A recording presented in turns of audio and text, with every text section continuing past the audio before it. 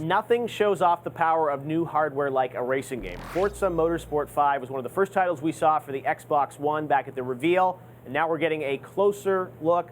Joining me here is Dan Greenwalt.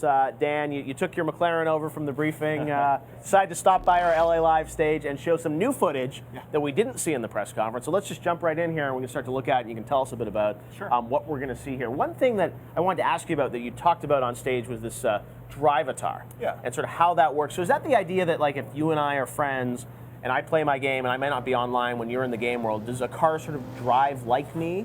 Absolutely. How does that work? Okay. So this is a way of using cloud-powered processing. Every time you're racing, multiplayer, single player, hot lapping, whenever you're racing, we are going to upload a whole lot of data about the decisions you made. How did you pass people? Did you cut corners? Were you, dirty? Did you run people over?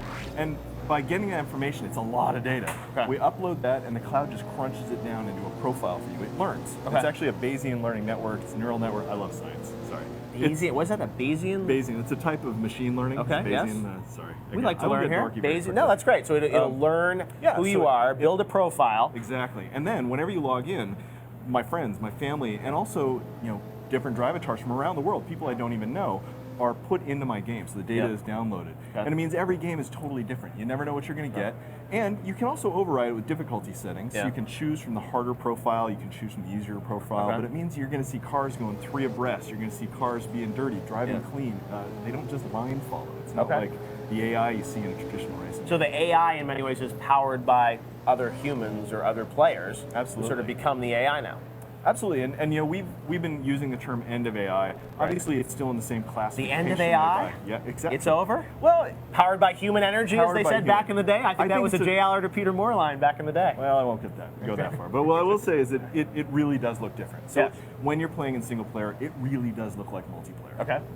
Yeah, no, so obviously you're going through, tell us about this level and sort of what we're seeing here. Yeah, so we debuted a new track. This is Prague, and we went on site to Prague, captured this beautiful city, and the hope was this sort of environment really show off the capabilities of the Xbox One and our all-new physics engine, all-new graphics engine. So this is built from the ground up, 1080p, native, 60 frames per second, show off the great materials. So all over the car, all over this world, we have thousands and thousands of material. And so we've now turned simulation into not only about physics, but also about simulating light. So it's subsurface scattering, which we've heard about before with skin and the like. Now it's actually having 3 layers of paint on the car. So there's a fleck layer, there's a clear coat layer. You get all the little imperfections that show up in the real world are now brought to life inside of the game.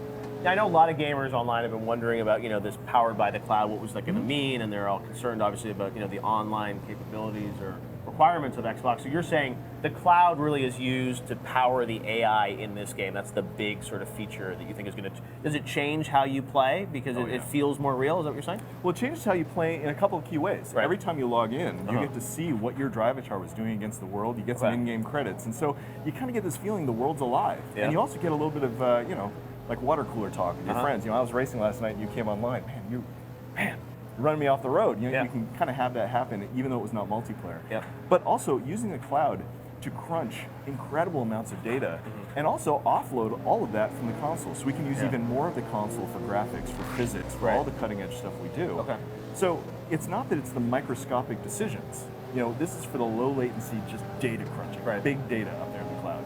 So is there going to be a mode of this game where you can sort of play it even if you're offline within that 24 hours, or you're always going to have to be connected now because of that Drive-atar? Yeah, you can completely play it in the in offline as well. What we do is we download new profiles, new sets of Drive-atars when you log in. And if you're offline, we don't download new ones, but of course we still have the ones that are cached. Yeah, well, you guys have done an amazing job with this franchise, certainly visually and with gameplay.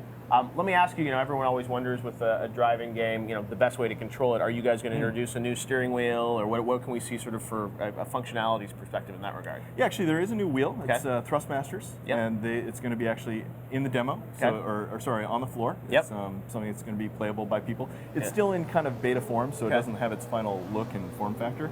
But man, it's got a lot of power. It's a very, very powerful wheel. So it's an Xbox One, a new wheel for Xbox One. It is. All right, well, And it's taking advantage of all the great new things we've done in physics too. Right. We're not talking about all those yet. In fact, not all of them are even in the demo yet. We're still working on a lot of those. Yeah. But it's a new box. There's more power, and we always want to be on the cutting edge of simulation. And in essence, saying that simulation doesn't need to be on the PC. Right. It's on Xbox One. All right, well, it looks phenomenal. Great visuals. This is Prague, but I'm sure there are many other cities you visited as well that we'll find out about in the months and weeks ahead, right? Yeah.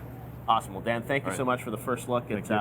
Forza 5. That will be on stage. Was on stage at the briefing. It'll be in the booth at Microsoft. We'll be able to check it out there.